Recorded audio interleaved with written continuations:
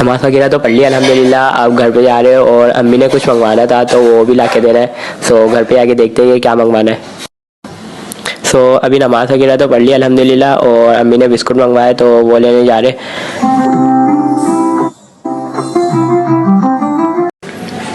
तो बिस्कुट वगैरह ले लिए, ये रहे बिस्कुट, घर जा रहे।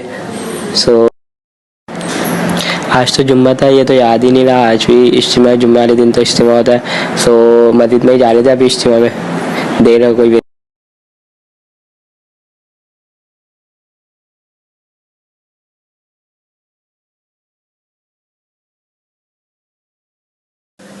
सो गाइस अभी सामान वगैरह लेने जा रहे थे कुछ घर का, तो रास्ते में जो है ना बाइक ही पंचर हो गई और पंचर वाले की दुकान पे पहुंचे, दुकान भी बंद है।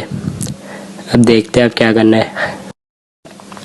तो गाइस अभी कदन को बुलाया था तो उसकी बाइक ले ली और उसको पंचर वाले की दुकान पे खड़ा कर दिया। देखते हैं वो जब लगवा के आता है। खैर हम तो जाए सामान वगैरह लेने। सामान वगैरह ला के दे दिया था और अब इस व्लॉग को लगा दे एक बार फ्रेश। मिलते हैं फिर नेक्स्ट व्लॉग में, तब तक के लिए अल्लाह हाफिज़।